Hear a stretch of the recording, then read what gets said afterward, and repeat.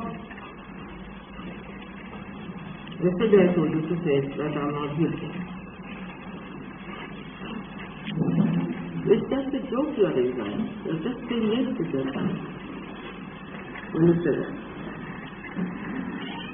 Because you like to play that terrible jokes with yourself. Don't say that at all. I'm saying that you see your time to enjoy and sort of say it's against yourself. You are against yourself. That is your spirit.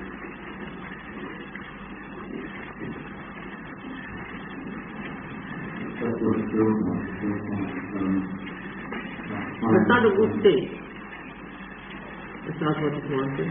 It's not that you desire. So, just don't play on it. Whatever are your moods are not correct. They should not be there.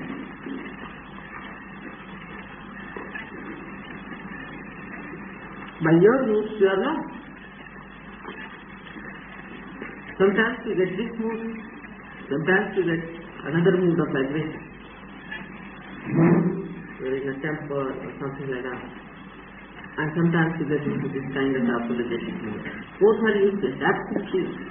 Just throw them out. Why should we do it?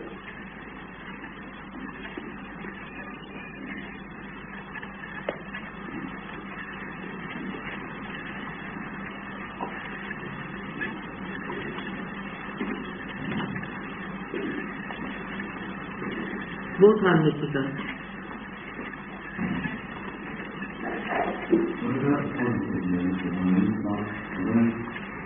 Yes, this positivity also, the so-called positivity means aggression on others.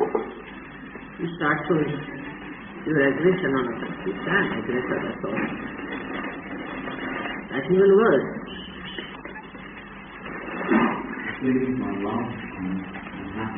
That's the thing I was saying.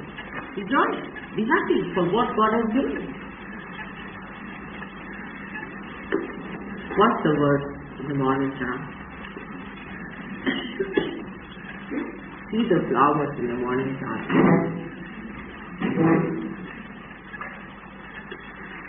What do they have? They are standing in the sun, in the rain. They are facing the nature all the time. Imagine the delicate petals of the flowers. Do they show any sign of negativity or of aggression? They only emit fragrance. Till they live, they will emit fragrance. When they die, they are not what?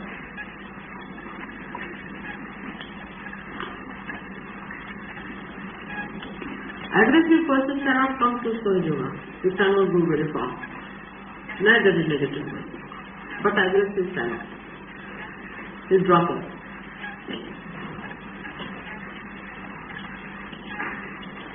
So yoga repeats for such people.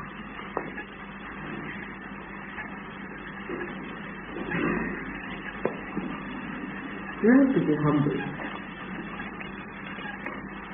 But you are not to be scared. In extreme practice, one should know the difference between the two. If that is extreme, then something is very black. Then you can see the white very clearly. And when you know how to move from one extreme to another extreme, you should be able to see both the things very clearly. And that's how we come to the center.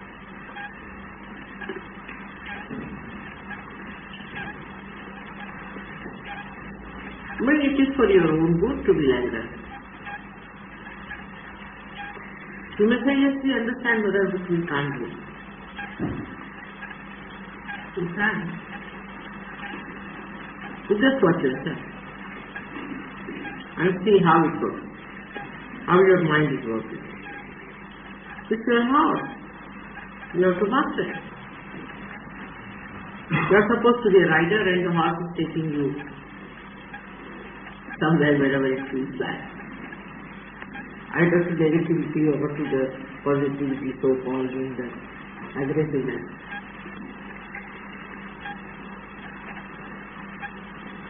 It's the heart that is leading you, not you are leading the heart. What kind of an arrival it is. And the heart is like a pendulum. When you are led by it. And then you identify yourself with that heart. You say what to do, it is happening. You can control it.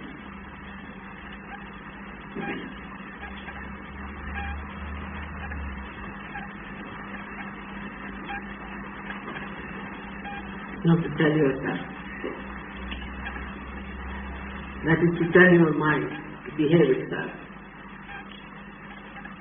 Otherwise, those people cannot go very deep into it. You have to go much deeper. If you are worried about superficiality, you cannot go deep.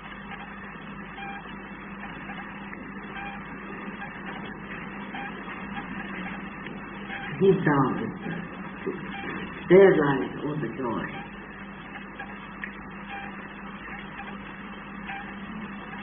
All the trees, all living things have their roots deep down. Find out your roots. Where are they?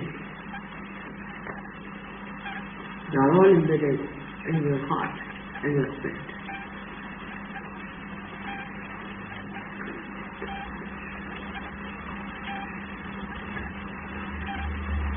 Not in the superficial things where your mind is moving like a wind here and there, just like a dead leaf.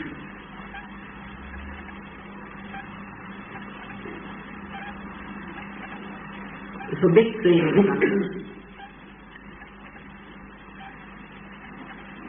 and the train is faced with some sort of an obstacle, it cannot stop. But if there's a little worm, and if it wants to save itself from the train, it can. It can hide itself in the ground. You are not a worm, you are a human being. A little living thing can do that much. You are a human being. And if you cannot stop yourself from your destruction,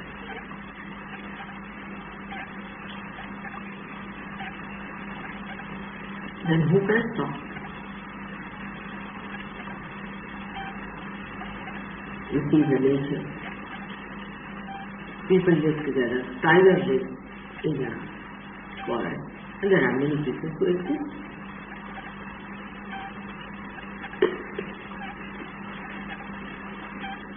But if human beings cannot save themselves, with all the brain that they have, the animal stuff, with all the energy that they have, with all the discoveries that they have made,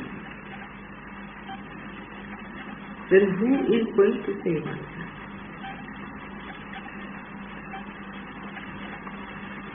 Either you aggress on others or you kill yourself. And then what should Mataji do?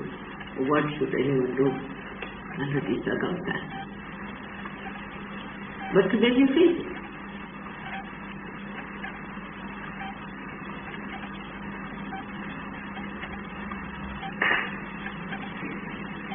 In Yoga, you can see it very clearly.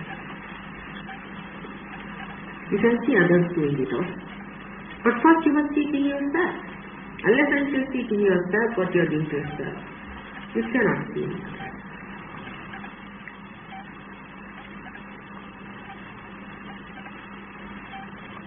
When I say you see it in yourself, you become self-centered.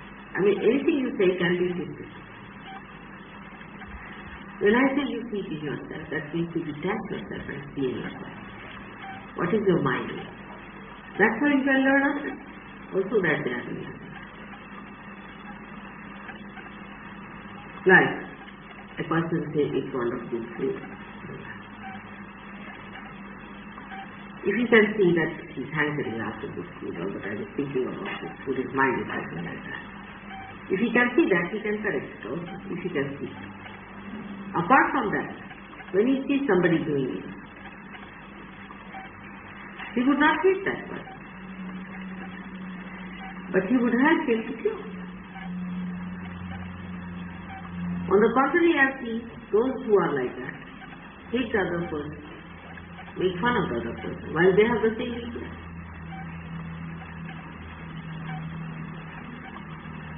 Why? Why it happens? This is psychology behind it.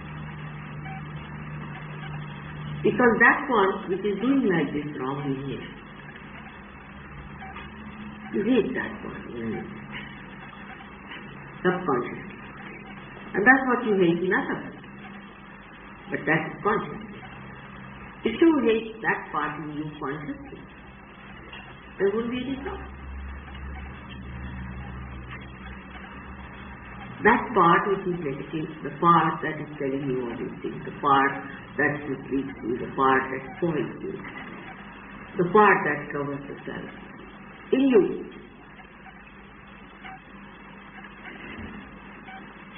If you could manage to see that and say, no, not that part. No. But then you start despising the whole. It's a very subtle thing. Either you move from this side to that side. If I try to push, you just go like a spring to the other side. If I try to push from that side like a spring, you go to the other side. Thing is, basically, it's the extreme are to be ours. This is the basic point, is extremes to be ours. If you feel you are getting negative, take a few weakness stuff, right? Go out and shout. Or take a pillow and hit it hard. Alright? But if you are negative inside, what you will do? You will go and beat your wife. Or beat your husband, whatever you do.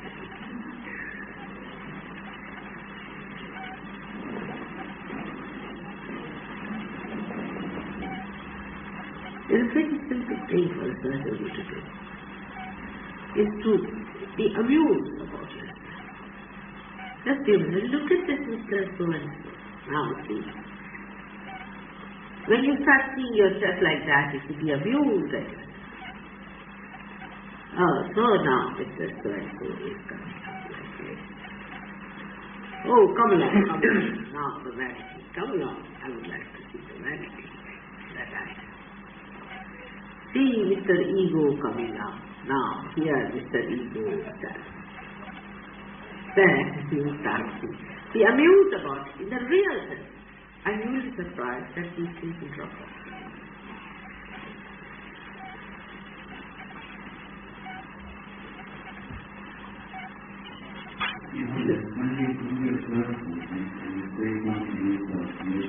Yes, yes, of course, very much.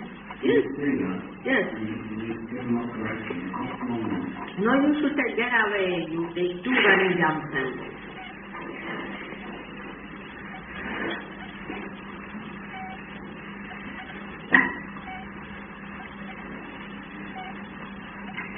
that will help. If you want to have phraseology, I can tell you. But I think you are much more equipped in English language with all the beautiful humor that you have. Just play that on yourself. See, humor is a beautiful thing that you can really play on yourself. Instead of playing these melancholy songs and foolishly indulging into all this romantic nonsense. Better play some humor on yourself, sit down and teach some humor and enjoy the humor upon yourself.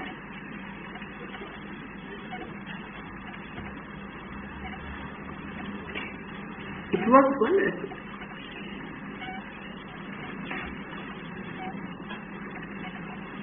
And those who know how to laugh at themselves are the best people.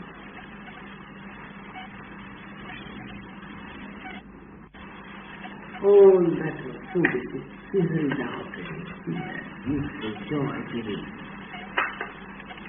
spirit manifesting itself beautifully when you are alone. In all your worries, all your problems and all negativity and so-called aggressiveness and everything just disappears. And you are one with that. And you are seeing through that. The brilliance that is in you. You are seeing through and feeling the dignity of that and the joy of it. The brilliance that is in you. Just think if you are the sun and you come and you see the sun coming, the rain coming and working it out and flowing and changing the colors and giving life. Imagine how dignified you feel and how beautiful you feel. But you don't feel rain about it. If you are that, you just don't feel that there's something special about it. You just see it. Vanity comes when you don't have something. When you have it, you say, it's all right. It's me. It's just flowing. It's just watching how beautiful it is. Because of scientific research in the psychological sphere, this myth has come to us that if you try to enjoy something like that, then you become proud. So you just don't enjoy. I mean, the sum total of the whole thing is psychology, that you don't enjoy anything in life.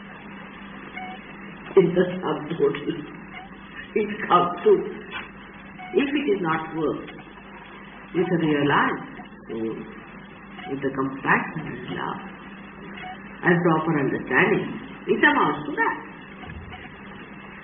That you just don't enjoy anything in life. You analyze everything. This way you are bad, that way you are bad. This way you are wrong, that way you are wrong. So you are wrong completely, you should be finished. You are good for nothing, useless, thrown away. End up in the lunatic asylum. Or in some other place. It is not meant for human habitation at all.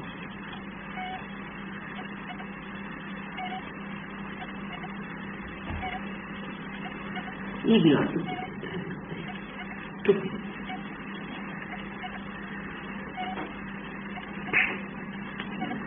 It is like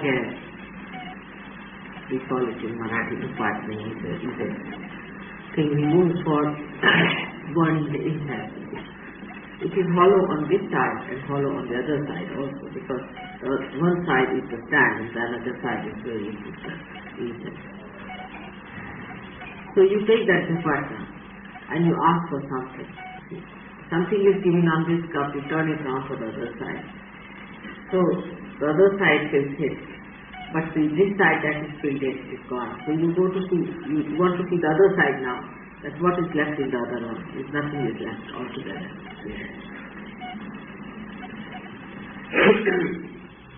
So it is said that happy department means this department is that thing is given to you in the hand. So first you see this side, you try to feel the joy in the cup. Alright? Then you turn it round to feel the other side of it. But this side you have to see it and the other side is the subject.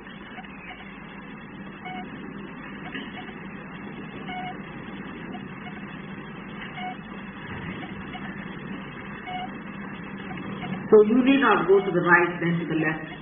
By the time you go to the left, the right is over, and the right side you run up. The left is over. Just be the center.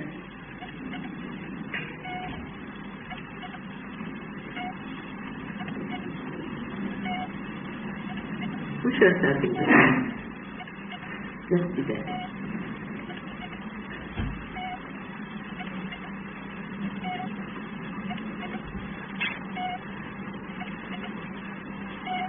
See the silence. Silence is joy also.